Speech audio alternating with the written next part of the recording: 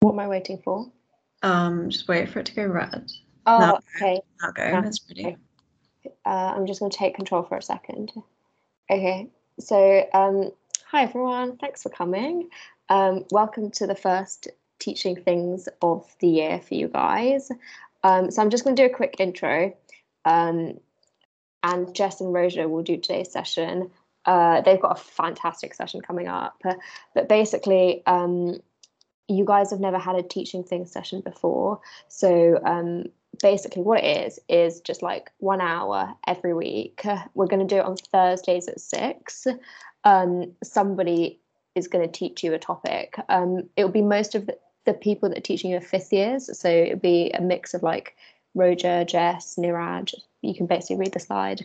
But there are some final years as well who will be in each session just to answer any questions and help the 5th years out as well.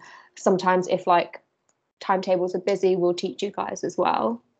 And basically the whole idea was when our year kind of just stopped for COVID, Anoush, who's now an F1, did the same thing for us, and we've just kept it going. And it's not like a revision session. It's not like I teach you everything in one go. It's not like a crash course. It's just a topic that you guys have put in the feedback you're struggling with. We'll make you a case. We'll do it case-based and back to front. So it's not like, here's the condition, here's what it is, diagnosis, management. It's more like, here's a patient, they've come in with this symptom, let's break it down and work it out as if you were clerking someone, basically. And the thing that really makes this work is that it's interactive. Like, it's a small group, it's a really safe space. There will be loads of questions, and just get stuck in, be interactive, ask questions, and it works a lot better that way.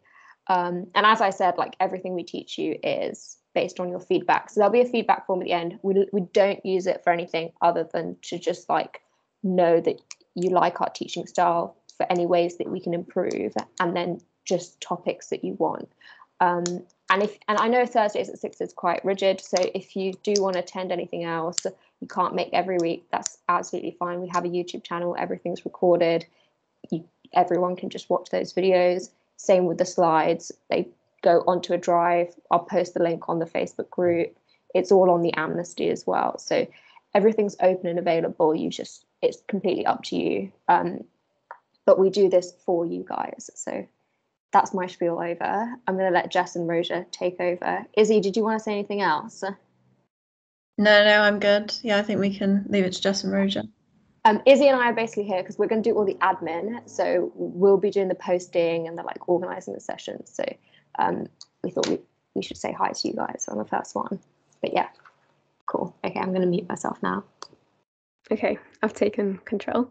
Yeah, so hi guys, I'm Jess, and we've also got Rojah. Do you want to say hi, Rojah? Hi guys. Yeah, so we're really excited to be teaching, and yeah, as Prina said, these are sort of meant to be interactive sessions, so it worked really nicely for us last year. We would just sort of, just type answers in the chat, or feel free to put on your mics. No answer is a silly answer. And yeah, if you have any questions, please do ask us.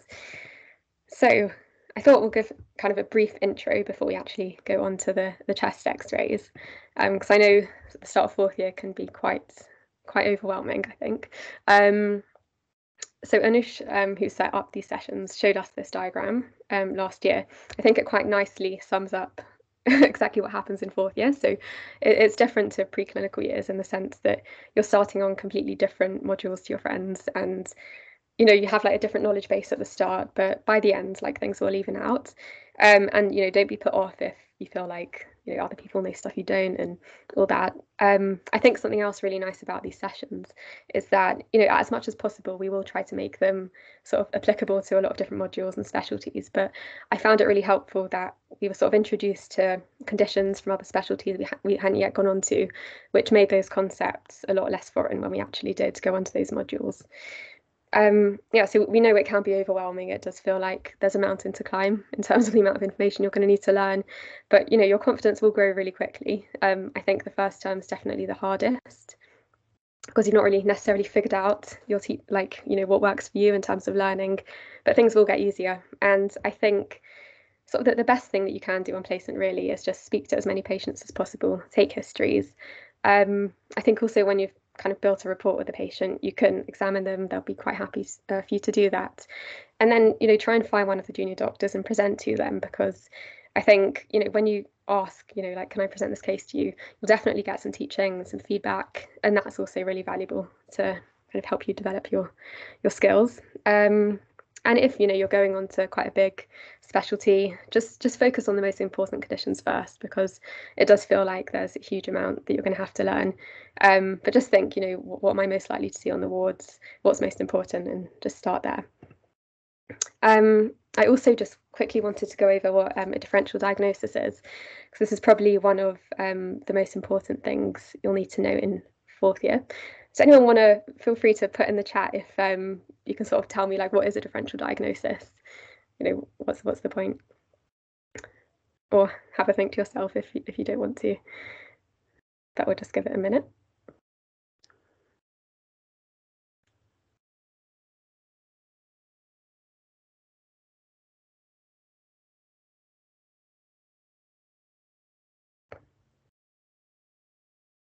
Okay. You don't be shy, guys. Oh, here we go. The different conditions you think the patient could have in the list. Yeah, that's brilliant. Yeah, absolutely. So I've put, it's the possible causes of a certain presentation, hopefully including the correct diagnosis. And like you say, when you're thinking of when you meet a patient who's come in with certain symptoms, you want to kind of cast the net wide and have a long list of differentials.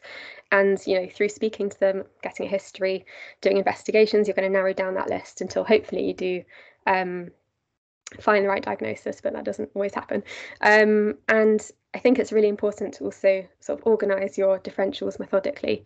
So one system I use is just by thinking about the different organ systems. So if a patient's come in with chest pain, you can think about the cardiac causes, respiratory causes like pneumonia, sort of musculoskeletal causes.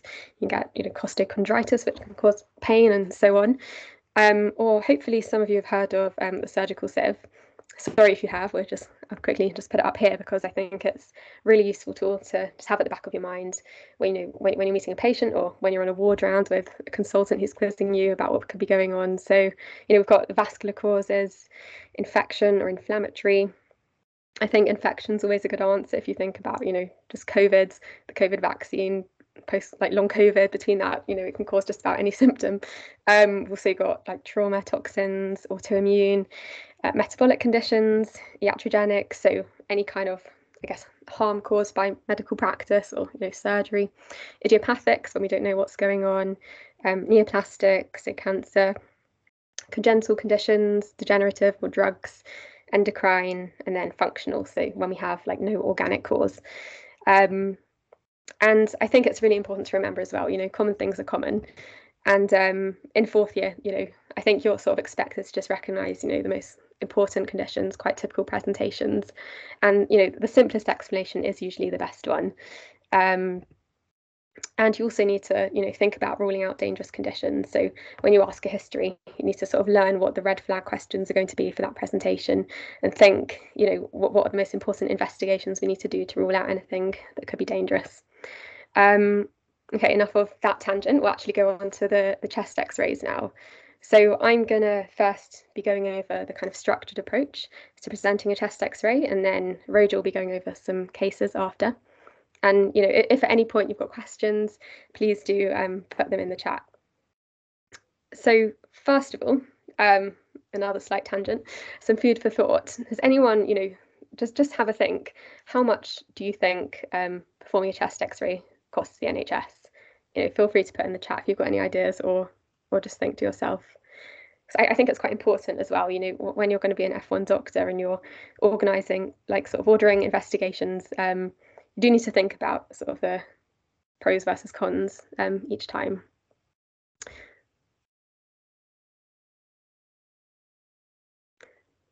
Okay, I'll reveal the answer. So it only costs £25, which I was quite surprised at. I didn't think that was very much for investigation. So it just kind of goes to show that they are quite a available and useful tool. If you compare that to an MRI scan, for example, which costs £130, you might be thinking slightly longer about before ordering one of those, or an overnight stay in hospital. It's also quite expensive.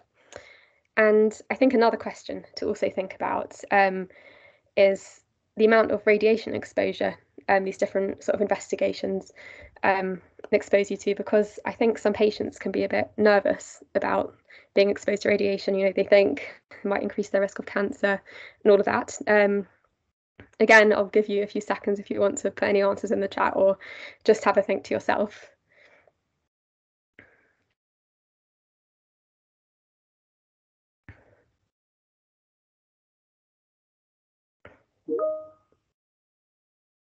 Ah, brilliant. Someone knows their stuff. Okay. Yeah, exactly. So a chest X-ray is only 3 days of background radiation exposure, which is, almost nothing. So, you can, I think just by knowing that, you can really help calm patients down if they're worried about that. I mean, compare that to a CT chest, which is a huge radiation dose. You might think more carefully about ordering a CT. Yeah, so point being, just, have in the back of your mind, cost versus benefits. And so onto the chest X-rays now. Some general principles first, just some terminology. So the X-ray is what we use to actually, obtain our image. It's a source of radiation, and the actual image itself is technically called a radiograph, although almost everyone will call it a chest X-ray. If you want to impress your examiners and OSCEs, you can call it a radiograph. And all you have to do is just describe what you see in a systematic manner that we'll teach you. So things are either going to be in the wrong place, too dark, too bright, too big.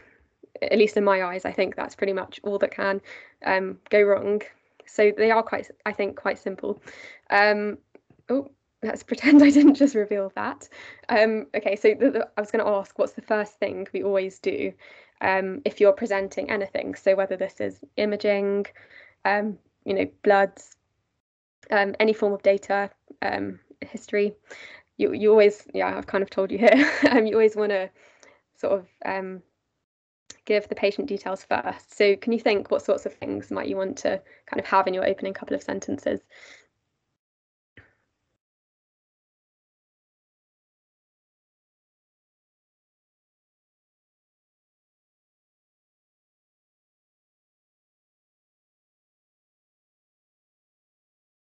Any sort of, patient identifiers you think are important when you're presenting anything?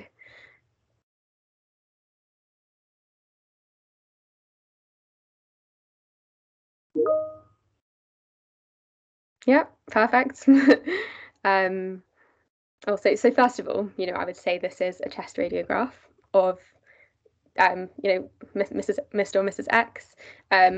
It's good to give 2 details, just like Shira said. So yeah, brilliant. There we go. So date of birth or their MRN hospital number. Perfect. Then I would say, when it was taken, date and time. Why was it taken as well? It's quite unlikely for you to ever be shown an image without some sort of clinical picture. You'll be told, what sort of signs or symptoms the patient's come in with. So I think have sort of a 1-sentence headline of what's been going on. And then something else important is, is there any previous imaging that you can compare that chest X-ray to?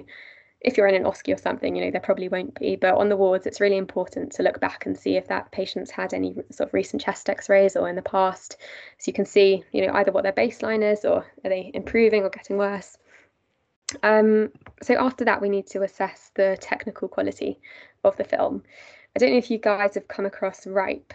If anyone knows what any of that stands for, you can put it in the chat. If not, we'll go through it in a sec.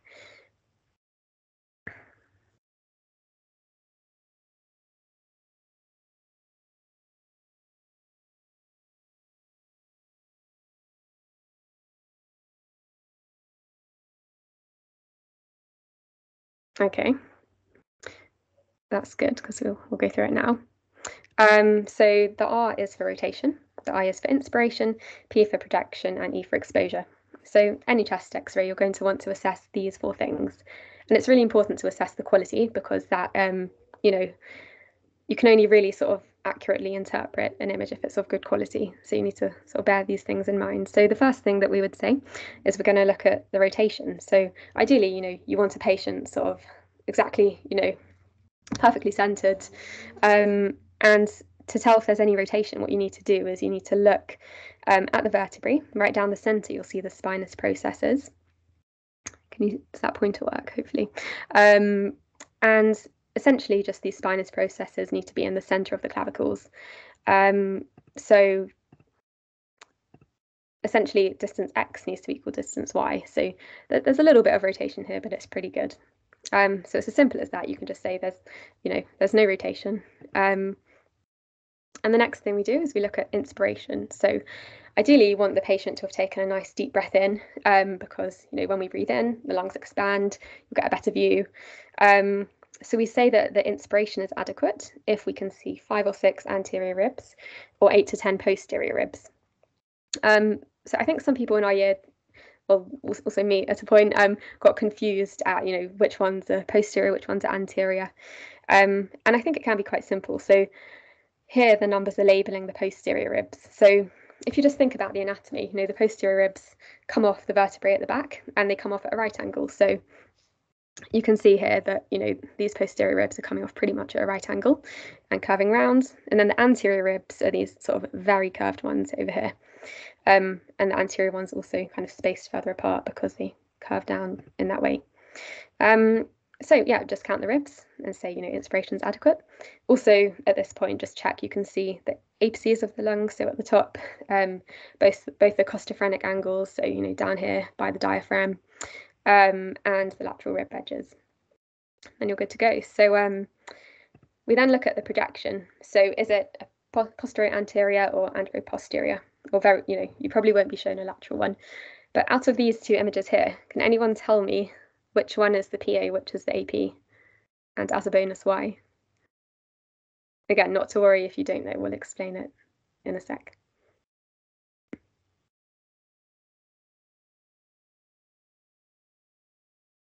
I realise now this is actually a bit tricky. I'll just give you a minute and then I'll go through it if not.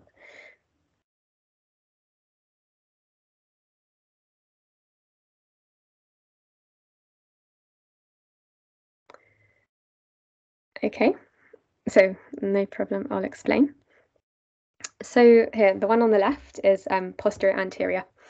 So what happens here is generally quite an okay healthy patient who can stand up and I'm not sure if any of you have had an X-ray. I think I might have had one in the past. You essentially just stand up and you hug the detector plate in front of you like this, and you stand against a wall, and the X-ray beams come from behind you through your back, through your front, and into the detector plate. So taking a nice deep breath in as well. So this is the ideal image you would be seeing. So you have quite a good view of the lungs.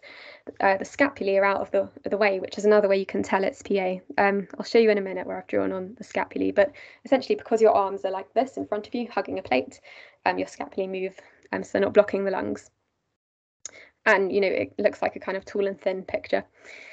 The AP, the anterior posterior, is often quite unwell patients. I think I first saw one during my night shift on acute, when there are patients kind of really unwell, kind of slumped in bed, who can't stand up like that. And what you do is you put the detector sheet behind their back, and the X-ray source will be in front. So the X-rays come through their front, through their back. And this isn't really an ideal picture. I'll explain in a minute why, but you get a widened view of the mediastinum, the heart's a bit magnified. And also, their arms aren't like this, hugging anything, so their scapulae sort of in the back. So here you can see the scapulae on the PA radiograph, and here also on the AP. I think Prina also mentioned these slides will be available after, so if I'm whizzing through anything too quickly or you want to go over it, you'll be able to. So why is the heart magnified?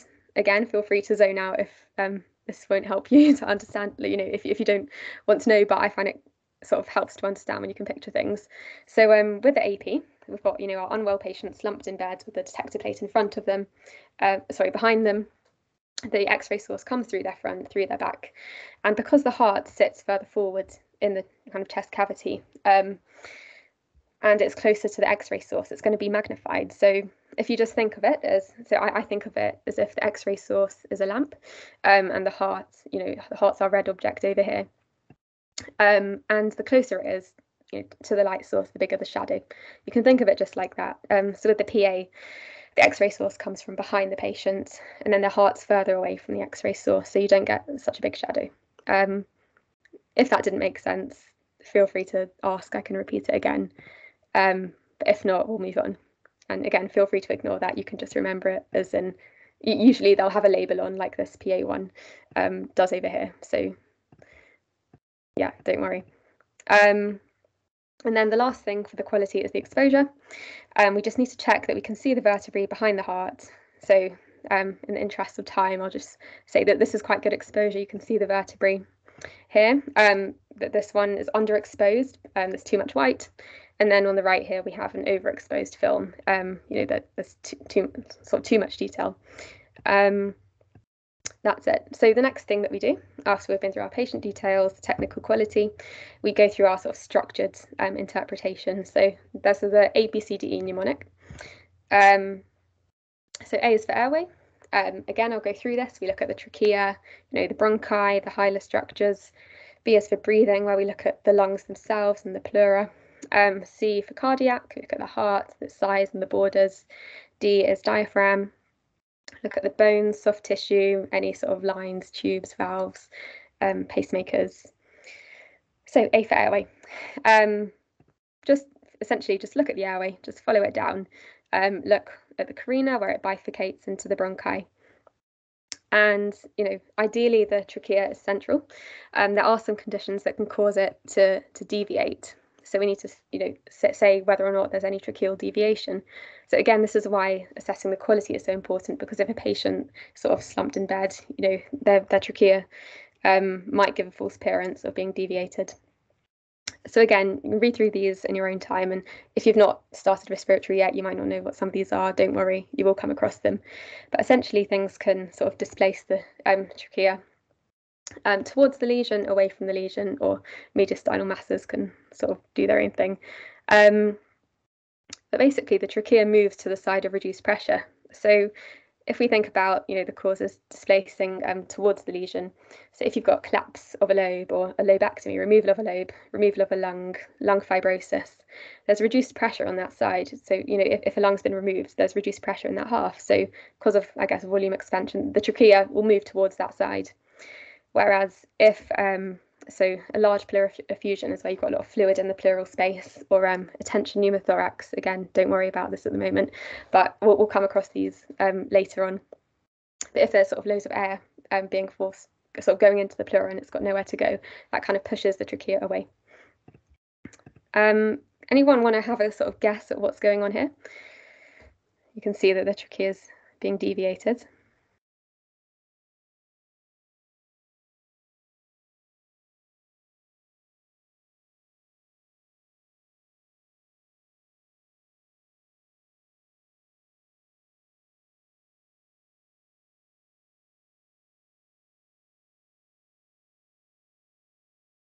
Yeah, again, guys, don't worry about getting anything wrong.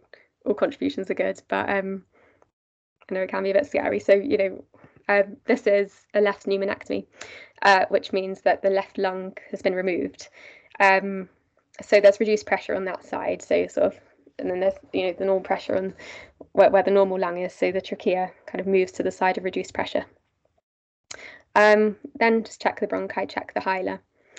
Anyone know what's going on here, or want to kind of try and describe if you see anything abnormal here?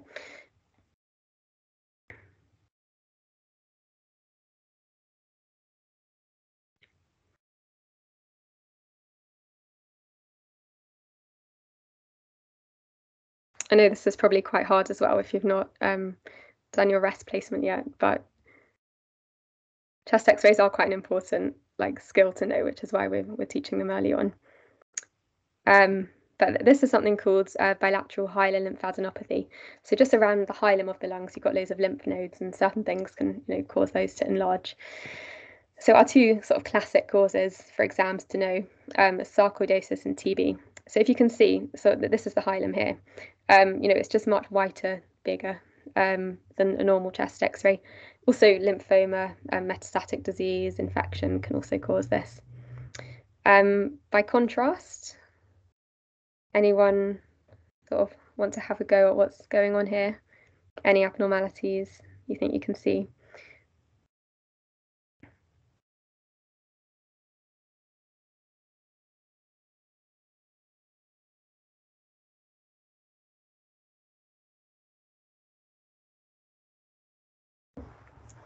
Also going to plug in my laptop before it dies.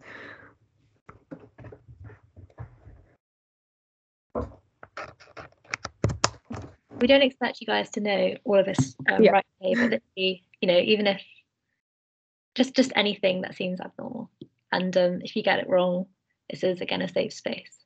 And yeah, we're learning this for the first time, so.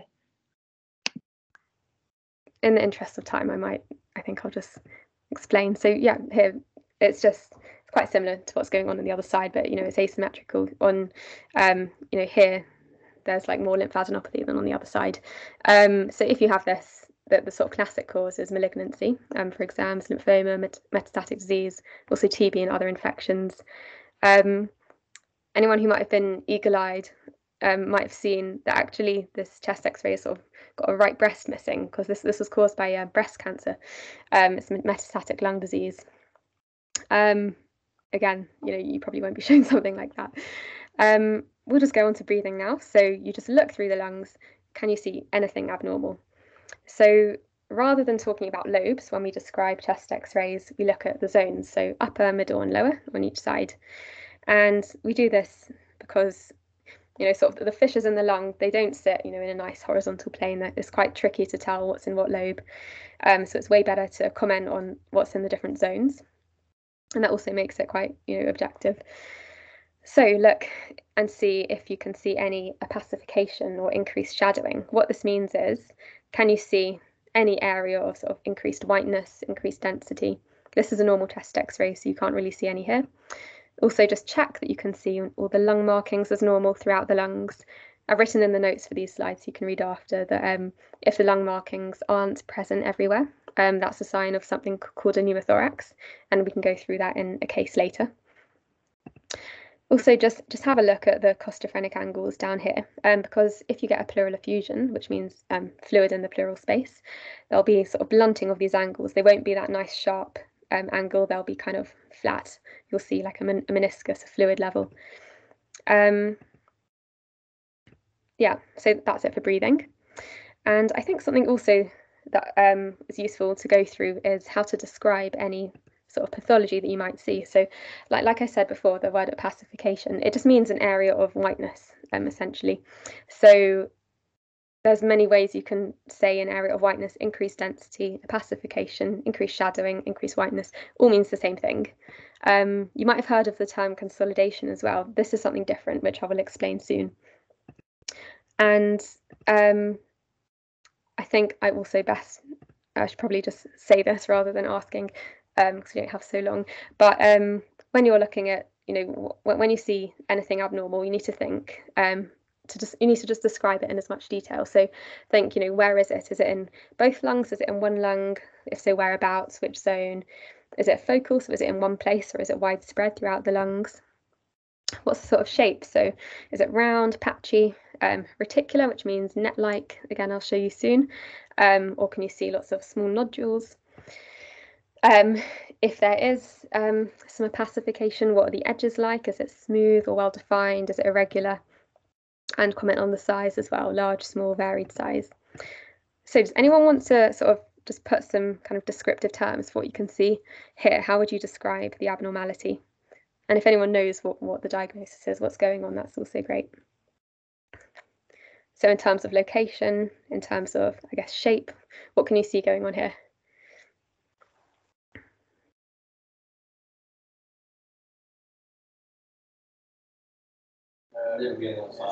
I guess you could ask, like, is it normal or abnormal, firstly? Yeah.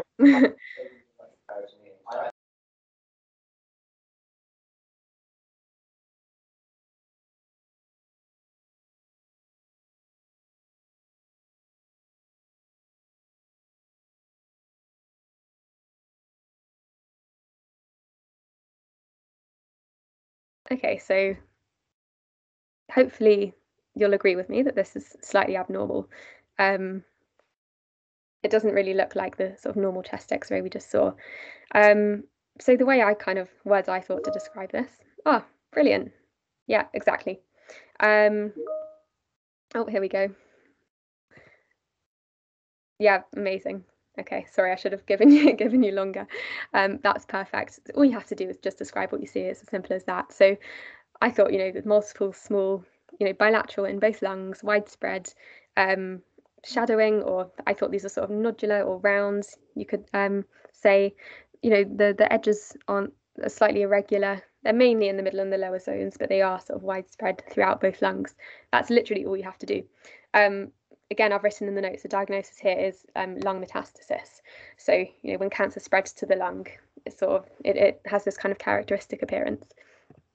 Again, this one might be slightly harder, but again, can you sort of tell me, anything abnormal you see here? Or first of all, I guess I've given it away. Is it normal or abnormal?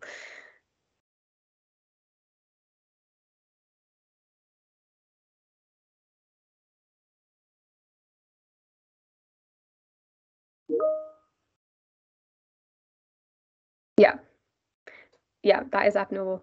And again, it's quite hard if you haven't seen a lot of normal chest X-rays. I really would recommend just having a Google, familiarizing yourself with what is normal and what's abnormal.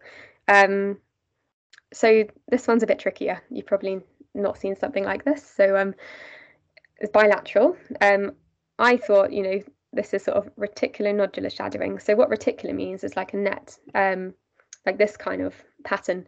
And there's also, it's quite hard to see, there are some like very fine nodules in there. And I thought these changes are more prominent in the middle and the lower zones. And again, don't worry about this if you've not started RESP yet.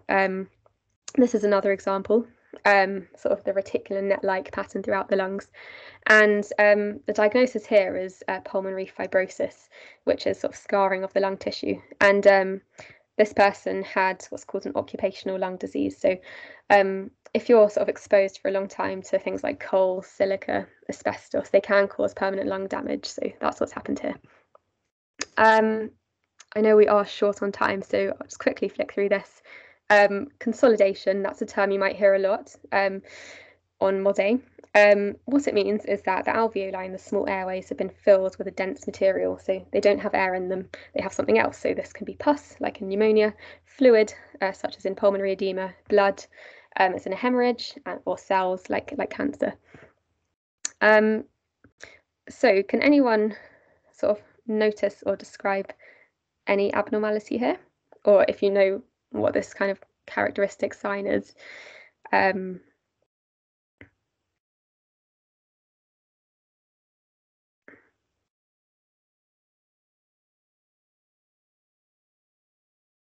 the reason I've got a slide on consolidation is because I would always hear sort of doctors or medical students describing chest X-rays and saying, there's consolidation.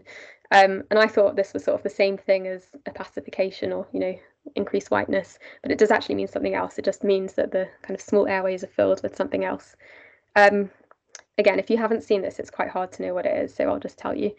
So can you see sort of where these arrows are pointing? That there's more of them, but in the area of whiteness, you can kind of see these the larger airways, a lot of the bronchioles. They've kind of remained black, and that this is called an air bronchogram. And when you see that, that means there's consolidation. It's because consolidation causes the lung to go dense and white, so the large airways can be spared because they're not yet filled with all the gunk or whatever it is. So if you see an air bronchogram, that means there's consolidation. And again, have a Google of what that is. Just quickly, we go on to then see cardiac, look at the heart size. So the heart size in a normal PA chest radiograph should be less than half of the thoracic width. So we say the cardiothoracic ratio is less than half. And again, we can only really comment on heart size if it's a PA chest X-ray. If it's the AP one, like I said, the heart's kind of widened and magnified, so it's not as reliable. You can't really comment on the size of the heart there. And if the heart's bigger, it's more than half of the thoracic width, then we call that cardiomegaly. Also, just have a look at the heart borders, see if they look, well defined. Comment on that. D is for diaphragm. So just have a look at the diaphragm, see if you can see anything wrong there. The right diaphragm, it's normal for the right hemidiaphragm to be a bit raised because we've got the liver underneath. Have a look at the gastric bubble too. It's a bit kind of faint here, but normally there should be some air under the left hemidiaphragm because you've got the stomach there and there's air in the stomach. Also, I mentioned this in B for breathing, but also just have a look at the costophrenic angles down here. They should be nice and sharp like this. If there's a flat line or a meniscus, that means there's fluid in the pleural space. It can be on one side or on both. Can anyone find an abnormality here? Remembering we're looking at diaphragm, so that's normal. Anyone, or even just, if you can see it, just think to yourself what could be going on.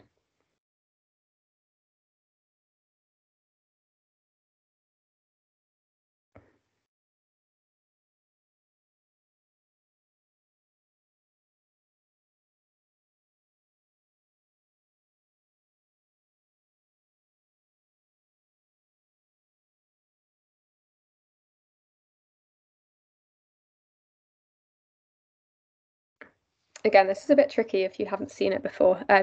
This is something that just goes to show that chest x-rays, aren't just sort of for mod A, your cardio and respiratory. This is a case that you might see on gastro. So what this arrow is, oh, here we go. The left part of the diaphragm is less white. That is true. So that is actually, yeah, it does actually look a bit abnormal. There's some sort of, something kind of, if we look at the kind of gastric bubble back here, it was a lot smaller. Yeah, so it does look like that as well. So, well, it's sort of the stomach's out here. I hadn't even really thought about that too much, to be honest, but I think you can see that, the colon and stomach doesn't look completely normal. The sort of characteristic sign I was looking at was over here. Diaphragmatic hernia. Really good guess. So what this, yeah, that is a really good guess, but it's not what this arrow is pointing to. So this is a classic sign. It's called pneumoperitoneum. It means that there's some free air under the diaphragm. So what this means is that any sort of organ in the kind of abdominal cavity has been perforated. This is most often bowel. So I guess what we could be seeing when you guys were saying about kind of the left hemidiaphragm and the colon, that could be some kind of distended colon, because what the most common cause of this is, so if you get bowel obstruction, which means there's something kind of blocking the intestines, they can sort of swell up and they can burst. You get a perforation, and that means that there's sort of free air in the abdominal cavity and it kind of collects under the diaphragms. There might also be a bit of air under the left one. So that's what that sign is. Very quickly, everything else, just have a look. Can you see anything else abnormal? Looking at, so that's the normal shape of the aorta, sort of the knuckle over here. Look through the bones, any fractures, look at the soft tissues. Are there any sort of pacemakers, valves, tubes, lines? Sorry, I know that's been a bit of a whistle-stop tour through chest x-rays, but that's pretty much it. So we've been through our patient details, the technical quality, A, B, C, D, E. Then just, give a summary sentence of, what the main abnormality was, and if you can, have a think about, what could be going on there, what's the most likely diagnosis, or what differentials could there be.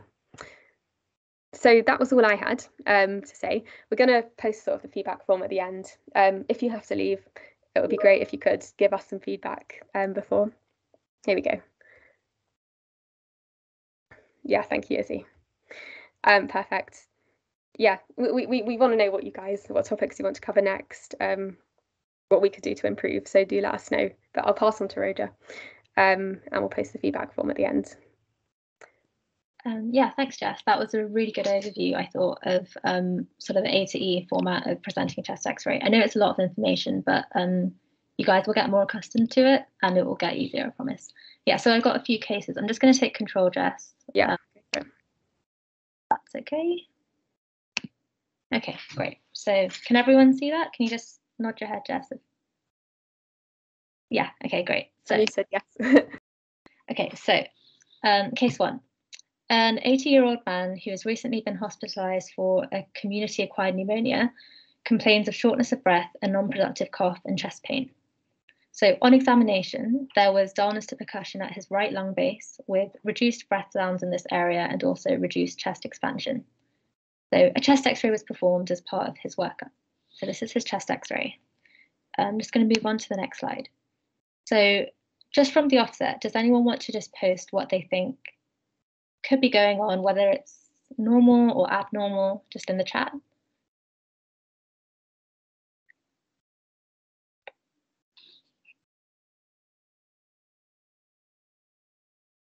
Is this a normal chest radiograph?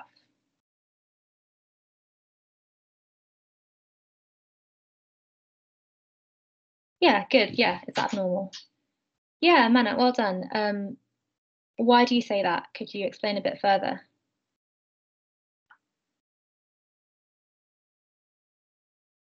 I'm really impressed that you got that. But could you explain a bit further as to why sort of? Yeah, that's really good.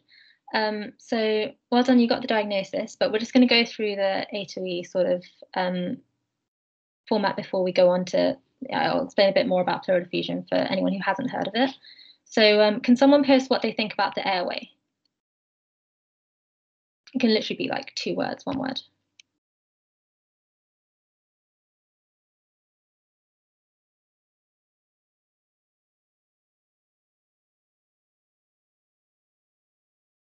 So is the trachea deviated? Is it normal? Is it central?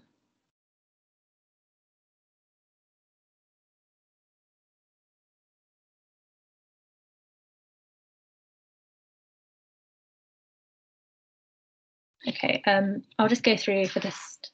Yeah, that's good. Yeah, it's central. So, sorry. Yeah, so central non-deviated. What about breathing? So if we look at the air spaces, what do they look like? Do they look clear? Can you see the lung markings like Jess was explaining? Is there any obvious abnormality there? So someone's already mentioned diagnosis. Do you know how you would sort of explain that or describe it using the vocabulary Jess went through?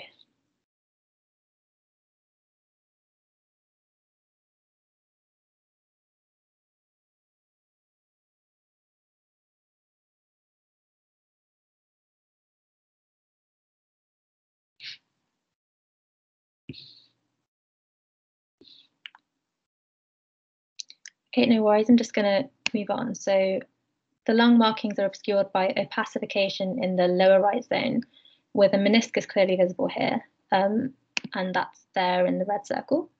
So hopefully that's clear to everyone. Does anyone want to comment on the C part of the explanation?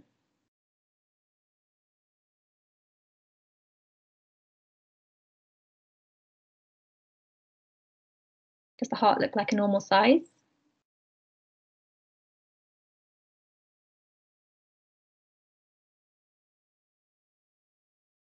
Or if you sort of are, if you look at the heart borders, are any obscured, for example?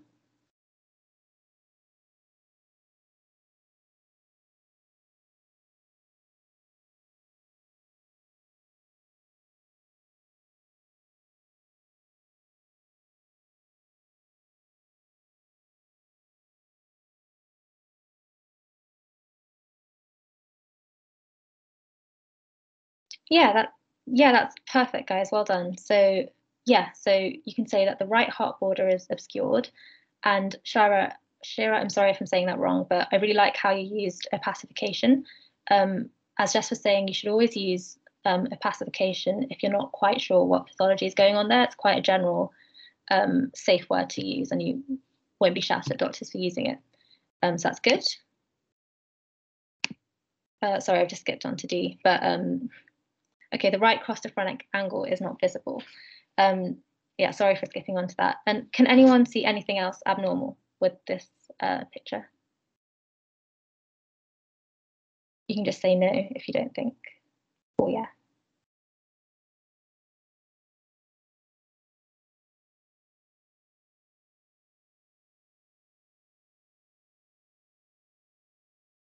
Okay, so there is no lymph node. So the general impression, someone's already said, is that this is a right-sided pleural effusion. And we use something called the Lights criteria to establish where this effusions come from. Has anyone heard of the Lights criteria before? It's quite I'd be surprised if you've heard of it this early on.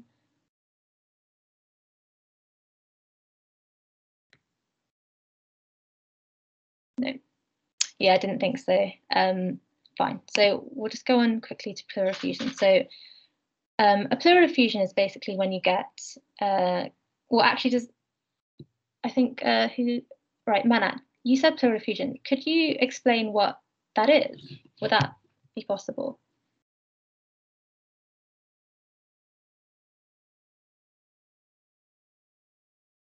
Just a couple of lines, if you could.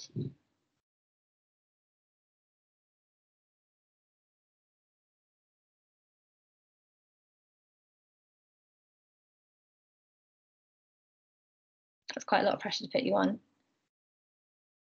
Fluid in the space between the pleura and the lungs. Yeah, perfect. So hopefully that makes sense to everyone. So as Manat said, it's when you get fluid between the outside of the covering of the lung and then the inside of the chest wall. And a variety of things can cause that. It can be things like an infection, cancer, or heart failure, for example. I'm just going to go through these causes. Does anyone know what the terms transident and exudent mean? Again, quite advanced terms, no worries if you've never heard of it before.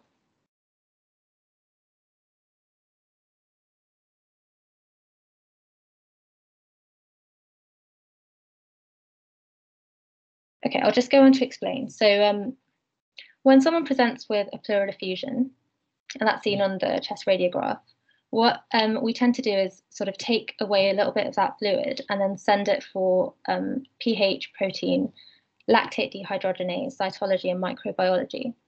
And this thing about the protein basically helps us determine what's caused the effusion.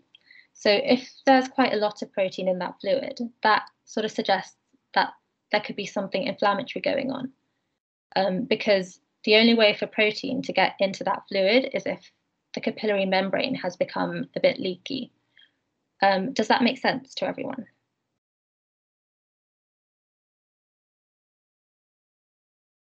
You can just write yes or no, you don't have to. Yeah, great. Whereas with transident, the protein tends to be lower because the causes of transitive effusions tend to be things like heart failure. And so that's actually not a problem with leaky capillaries, but it's actually hydrostatic pressure. So if you imagine, I'll just explain actually. So if you imagine that there's a heart failure and all this fluid is sort of, there's a lot of pressure build up because your pump isn't working effectively, you get a lot of pressure build up in those vessels. And as a result, water is sort of forced out into the extra, or fluid is sort of forced out into the extravascular spaces instead of protein. So you're getting like fluid shift, but the capillary membranes themselves are intact, so protein still can't get up. So the protein tends to be lower, whereas in exudents, protein is higher in that fluid. Does that make sense to everyone? Again, just a yes or no would be great.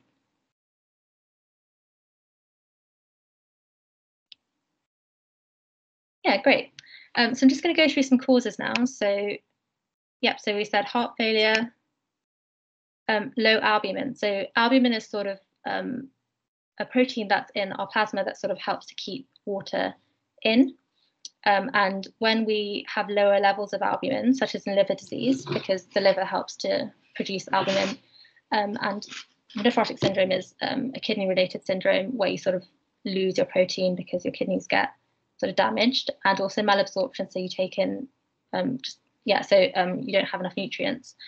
You can also get sort of fluid shift by osmosis, and those are probably some of the more important causes to know, but you can also get it in hypothyroidism, Meigs syndrome, which is basically a triad of benign ovarian tumour plus ascites plus pleural effusion. That's very niche. You don't stress out if you didn't know that. And then with exudative causes, it would be things like infection. So pneumonia is the most common, but you can also get it in TB and subphrenic abscess. neoplasia, so yeah, cancers, mets, and then pancreatitis as well, and pulmonary embolisms. And so Light's criteria is basically when you've taken the fluid, you measured the protein, but it's sort of come back as a value between 25 and 30. And it's just basically a way of being sure about what the cause actually is, because it could still be a transident or an exudate, don't really know. I'm not going to read these out to you. It's just sort of something that you guys need to learn and know, because you will get tested on it. But yeah, I've just got it there for your reference. Great, so going to move on to case 2. So a 60-year-old woman presented to her GP with a 3-day history of a cough productive of green sputum. She also complained of a fever and general malaise. So a chest X-ray was performed as part of her workup. So this is her radiograph. So does anyone want to comment on what they think the most obvious abnormality is? You guys are doing really well, by the way.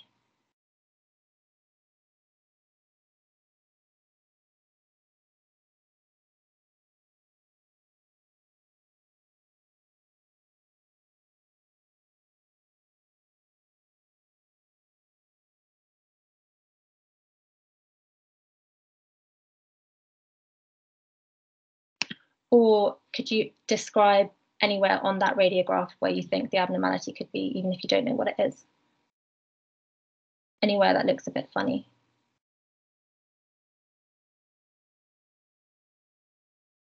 Yeah, so that's good. So opacity in the right lower zone, yeah. That's good. Anyone else?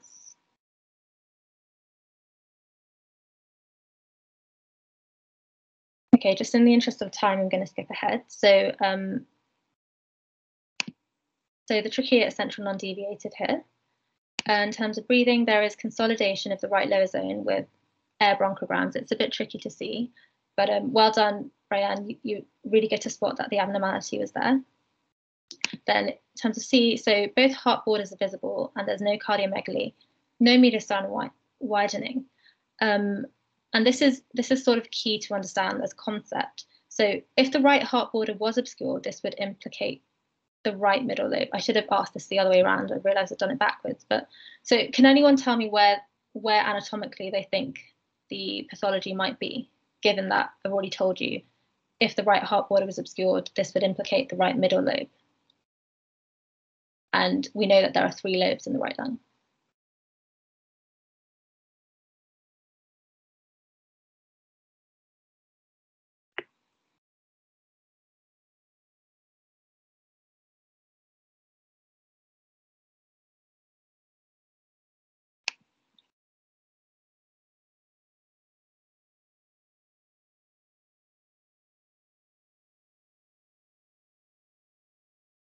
Okay, fine. So yeah, so the lower lobe, exactly.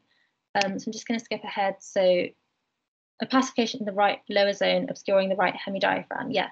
And there's nothing else to note. So yeah, this is a right lower lobe pneumonia, well done. I'm just going to explain what I mean by silhouette sign here. So basically, when you have 2 different anatomical sort of things next to each other, there should be a really crisp sort of definition between the 2. And if there's any sort of pathology in that region, you sort of lose that crisp definition. So that's what's called the silhouette sign. So normally you would be able to see both hemidiaphragms really clearly. With that, if you look on the left side of this picture, or at the left hemidiaphragm, there's a really crisp, clear line. But when you lose that, as it's seen on the right side, that's what's called a silhouette sign. So it's a bit of a misnomer, but it's used quite a lot in describing radiographs. So it would just be good to understand that a bit. But yeah, well done. So this is pneumonia. Does anyone know what we use to sort of grade the severity of pneumonia? It's a score beginning with C.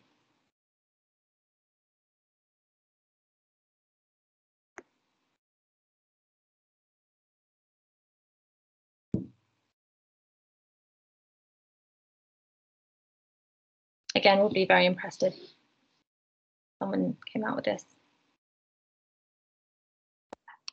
So instead of the score, can you think like what kind of symptoms would someone with a pneumonia have?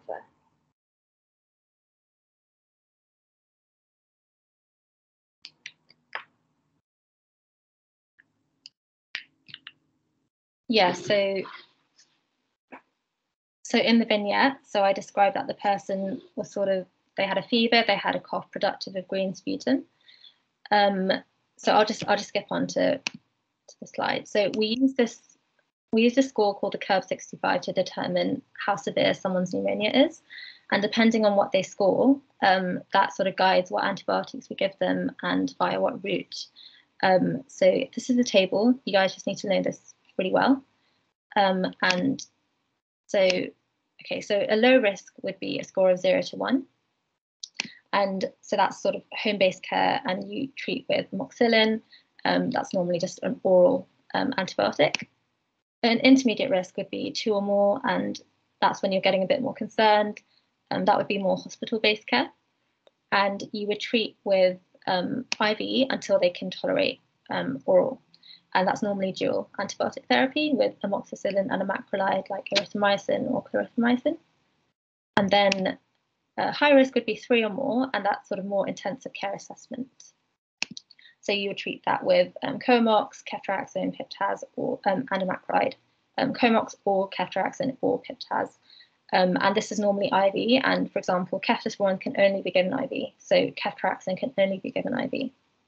I hope that makes sense. I know it's a lot of information. There's probably time for one more case, but I'm going to whiz through, if that's okay. So this is quite a good one. So a 50-year-old gentleman presented to the GP with difficulty breathing. He then reveals a 6-month history of unintentional weight loss and night sweats. So chest x-ray is performed urgently as part of his workup. So does anyone want to have a go at this? Just comment what you think the main abnormality could be.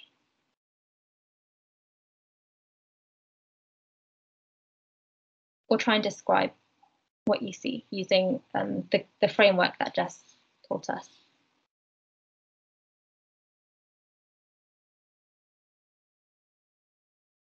Oh, metastatic, sorry, I didn't see that. Yeah, that's really good. Could you describe what the nodules look like?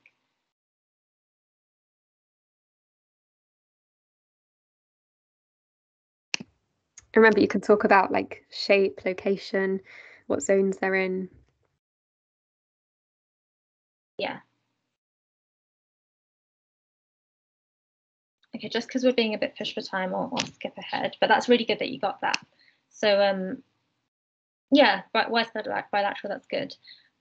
So just going through the A to E format through this case. So the trachea is central non-deviated and the bronchi and carina are visible. However, there is widespread bilateral, well-defined circular soft tissue masses in both lungs. I'm not sure about the clavicular fracture. You may be right. It's a bit small on my screen, but if one of the others want to comment, I just can't see that well. But that's very impressive that you caught that, if there is one.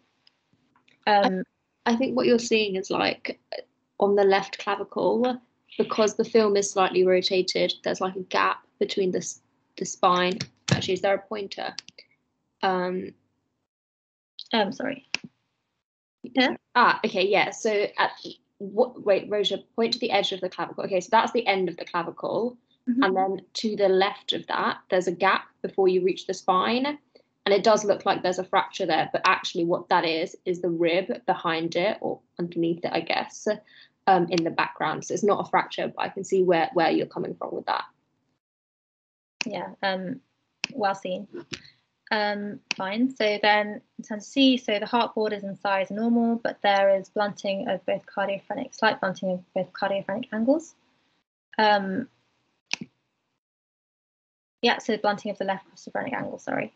And there's no other abnormalities and no other lines seen. So does anyone know, this is quite a characteristic form of metastasis. Does anyone know what it's called? Sorry, I know it's getting late, so this will be the last case.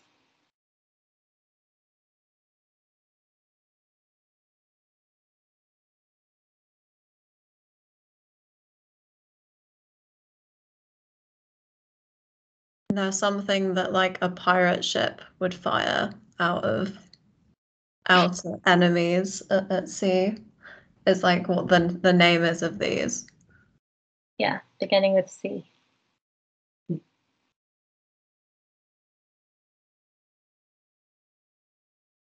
Okay. Yeah. So that's one part of it. So yeah, that's good. I'll give you that. So yeah, they're called cannonball mets, which is quite specific for a form of cancer called renal cell carcinoma. It's like pathognomic pretty much. So, and for some reason people like to quiz you on that. So yeah, a bit of niche knowledge for you guys. Right, I think that's all we have time for. I can finish the cases I think next time, but I'm just gonna skip to the end. Oh, you're just gonna see what slide, sorry. Does anyone have any questions about any of the cases we went through?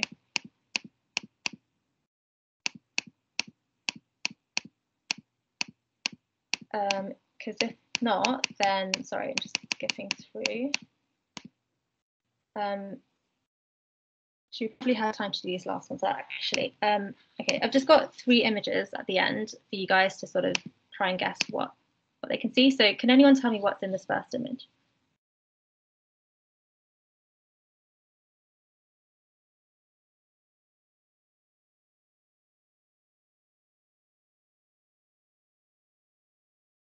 And think about sort of where it's placed. Yeah, it's good. And do you know what type of pacemaker?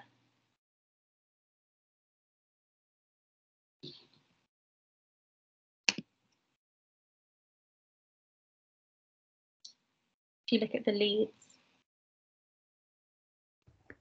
Bearing in mind different types, you can have like a 1-lead pacemaker or a 2-lead one. I guess just sort of count how many leads you can see going into the heart. Yeah. So would you call this a single lead or a double lead? Just based on what you can see. How That's many good. lines can you see? 1. Stop it. Oh, fuck. So yeah, 1. So yeah, that's really good. So this is a single lead, a single chamber pacemaker. So in image 2, can anyone see anything strange? What can you see?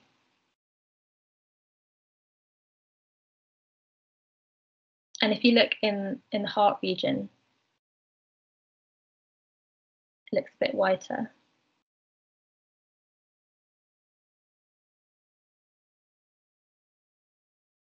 It's a bit tricky. Just in the interest of time, I might have to. Does anyone know?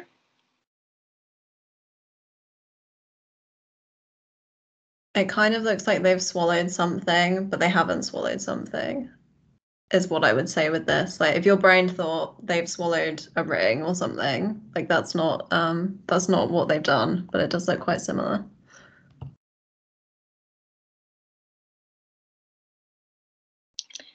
So this is actually a metallic heart valve in the mitral region. So if you guys can see this, that's just the outline of a metallic heart valve, basically. And you can sort of tell that it's a mitral. Yeah, perfect, yeah. So it is a valve replacement. And you can see it turns up on X-ray because it's made of metal. Some heart valves aren't made of metal. Some you can get like porcine heart valves. They won't come up. So if you can see it, it's probably metal. Well, it is definitely metal. And you can also see stenotomy clips on here. If you can see sort of just going up here. So that tells us that this person has probably recently had something called a CABG, so a coronary artery bypass graft. But yeah, that's a lot of information. And finally, there is just a picture of some important lines I think you guys should know about. So can anyone tell me what's the top right arrow pointing at? Anyone know? Again, these are quite tricky, so don't worry if you have no idea.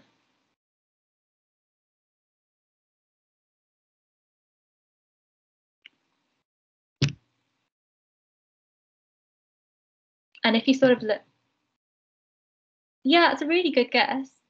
That is a really good guess. Not quite though. That is one of the answers.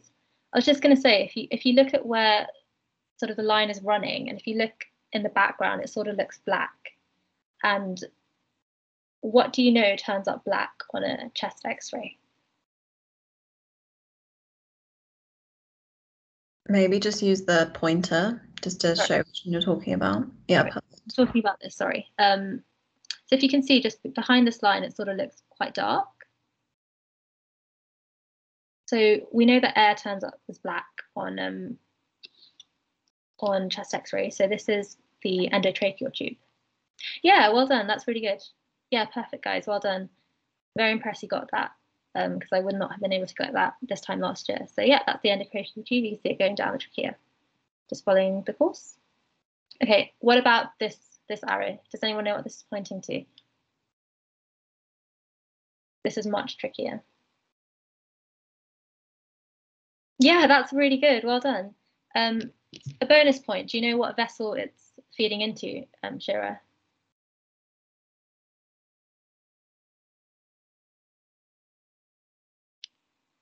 If you just think about where it's entering the heart, that's sort of a clue. No? Okay, so it's the superior vena cava. And you can sort of tell because of where it's sort of entering the heart on the right side. That's really good that you got that though. And so finally, can anyone tell me what this arrow is pointing to? Someone's already mentioned it.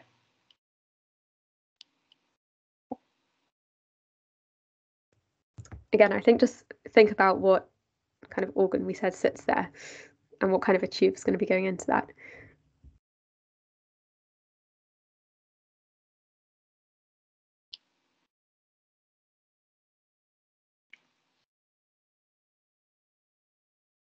Yeah, so yeah, perfect. Yeah, so this is the NG tube. We always have to do a chest test for anyone who's been given an NG tube to check it's in the right place. And you also pH test the aspirate, so it should be really acidic if it's in the right place. And just as a bonus, it should bisect the carina across the diaphragm, not coil, and you should be able to see the stomach here in the stomach. See the tip here in the stomach region. But yeah, well done, guys. I'm really impressed you got most of that. So that is all I have. So just a few take-home messages. Just follow a structure for presenting chest X-rays, and you can't go wrong. I know we didn't really do that today, but it was on the slides. It was just sort of, I think time was a bit of a limit for us, but you guys seem to be getting the basics really well. Describe what you see. So even if you have no idea, if you just use the words that we've spoken about and sort of describe where exactly you see the pathology, you can't really go wrong. It will definitely get easier with practice, but just make sure you do practice. It will be uncomfortable at first, but it gets easier. And have a Google of pathology to familiarize yourself with it. So there are a few cases on here that you guys can sort of go through in your own time, and we can also go through one next time we teach you, because there are a few cases that I wanted to get through, but we just didn't have the time, unfortunately. But yeah, I think that's all, unless you wanted to add anything, Jess. No, I don't think so. Thank you, Rhoda. Sorry, my half sort of ran over a tiny bit. Do you want to go to the next slide? We'll have the Yeah. We can try and post that in the chat too. But yeah, just let us know like what you want to do next. I think I think hopefully next time some people are going through sort of emergency situation scenarios and ECGs and things. But let us know what you want. And also, like, we really kind of do want your feedback, so we want to be able to kind of develop our teaching skills, I suppose. So it would be really helpful. This first session we've done, you guys can probably tell. So any feedback, very welcome. Yeah, absolutely. I believe are we having like a drive or something? Yes, there'll be the drive, and we can upload the slides for it, and then the recordings are going on YouTube just when Anusha's free. We'll sort that out, so it should be in the next week.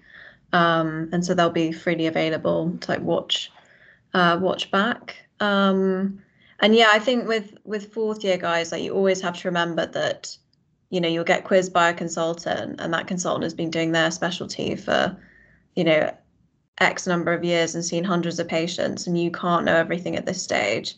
And it's all just about, I think, just gaining that experience. And if you can just, even if you can just spot that there's a difference, you know, that's still something, even if you don't know what's going on. You know, I think you can kind of get bogged down and think, oh, you know, how did I not know this, when people have been perfecting their knowledge for years. So yeah, and yeah, thanks for all of your nice comments, and well done, Jess and Rojah, for your first session. It's been really good. It's been good revision for us finalists as well, to be fair, because we've been out of the respiratory game for a bit. Yeah. So yeah, just pop in the feedback, whatever you'd like next week. And not next week, we've got a bit of a plan, but like for the subsequent sessions. And yeah, I think next week is a bit of ECGs and stuff, so it'll be some good high yield things. Thank you all so much for contributing as well. I know it's really not nice on these sort of online things where, you know, you can't really see anyone's faces, but and also, like, well done. I didn't know most of what you seem to know at this stage at all. Yeah, I'm really impressed. Really impressed with your knowledge.